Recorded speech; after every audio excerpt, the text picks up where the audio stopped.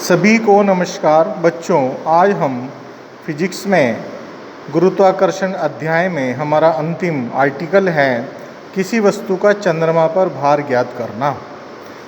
अब इसके लिए हम क्या करते हैं कि सबसे पहले हम सूत्र लिखते हैं WM = G MM × M/R/m²। अब यहाँ पे जो WM है उसका मतलब है कि किसी वस्तु का चंद्रमा पर भार, M से मतलब है मून, और MM है चंद्रमा का द्रव्यमान, और स्मॉल m है किसी वस्तु का द्रव्यमान, और RM है चंद्रमा की त्रिज्या। तो यहाँ पर ये फार्मूला है WM = G MM × M/R/m², equation number first. इसी प्रकार दूसरी इक्वेशन लिखते हैं WE = G MEM/RE²। यहाँ पर WE है किसी वस्तु का पृथ्वी पर भार, और कैपिटल G आप जानते हैं गुरुत्वाकर्षण नियतांक, और ME पृथ्वी का द्रव्यमान, E से मतलब अर्थ, और स्मॉल m कोई वस्तु है जिसका द्रव्यमान स्मॉल m है, और RE क्या है, पृथ्वी की त्रिज्या। ये इक्वेशन नंबर 2। तो बच्चों यहाँ पर हमने दोनों इक्वेशन में गुरुत्वाकर्षण का न्यूटन का गुरुत्वाकर्षण का नियम लगाया है। अब F = G m1m2/r², जैसे आप जानते हैं। अब यहाँ पर जो बल है वह भार है।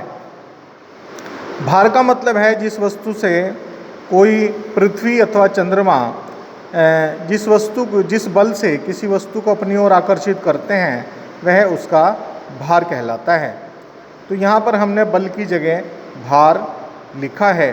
तो अब equation number first upon equation number 2, समीकरण 1 को समीकरण 2 से भाग कर देंगे तो ये कैलकुलेशन हमारी करके ये आ जाएगा WM/WE = MM × RE² ME × RM²। अब यहाँ पर ये वैल्यूज़ दी हुई हैं। MM चंद्रमा का द्रव्यमान 7.36 × 10⁻20 किलोग्राम, और चंद्रमा की त्रिज्या 1.74 × 10⁻6 मीटर, और पृथ्वी का द्रव्यमान 5.98 × 10⁻24 किलोग्राम, और पृथ्वी की त्रिज्या 6.37 × 10⁻6 मीटर। तो ये वैल्यू दी हुई हैं।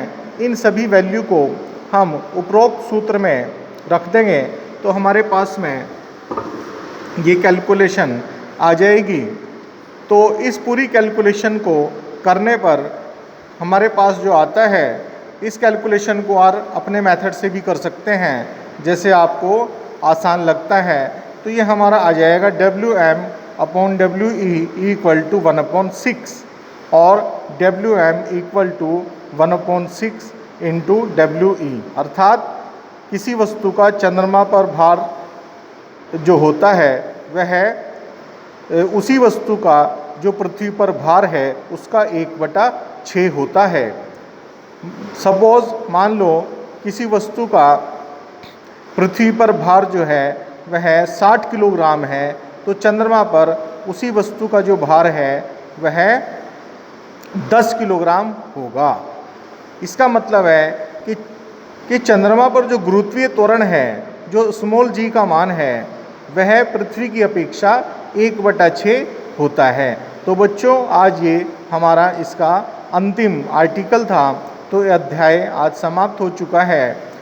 अब हम इसके न्यूमेरिकल करेंगे, और इसके जो वेरी शॉर्ट क्वेश्चन है, ऑब्जेक्टिव क्वेश्चन है, वो करेंगे।